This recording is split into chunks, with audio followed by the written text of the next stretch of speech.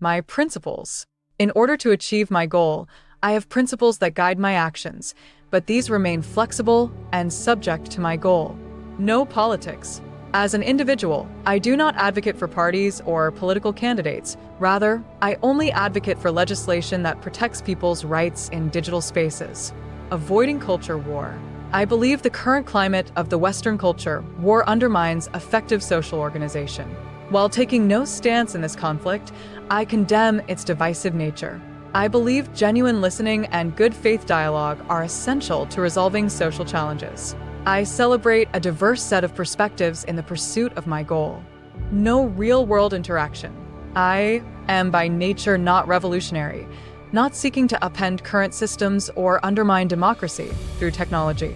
I don't believe that unalterable technology should seek to fundamentally undermine the democratic process or control. My policy is to work with, not work against, established systems of governance and law. I fight for a virtual existence in which human life and human freedom are paramount and advocate for policies that protect those rights within existing governance systems. Siloism.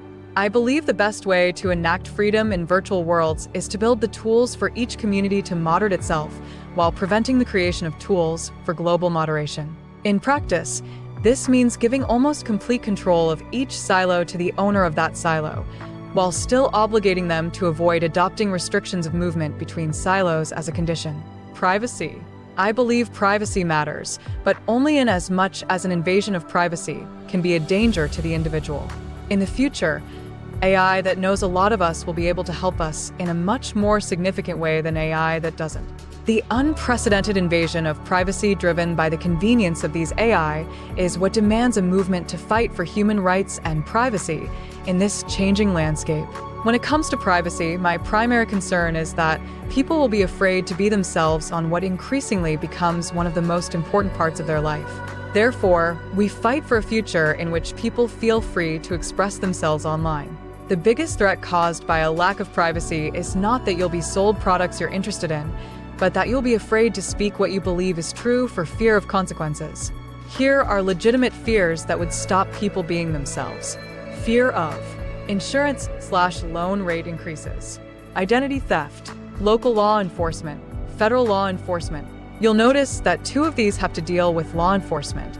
If, in the name of security, we allow intrusion on personal conversations, we risk a generation growing up without knowing what it truly means to express themselves freely online. People must never be held to account for what they say via their own voice to others online other than by the people they say it to.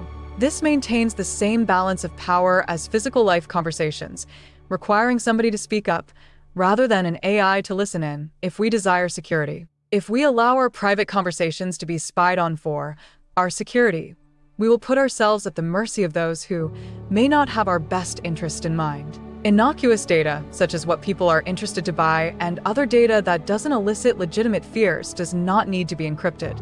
Encryption. I believe the best way to protect people's freedom to speak is to technologically safeguard their day-to-day speech and related sensitive data from intrusion. Namely, data that concerns who people meet and what they say in those meetings, and sensitive political and religious data must be protected at all costs.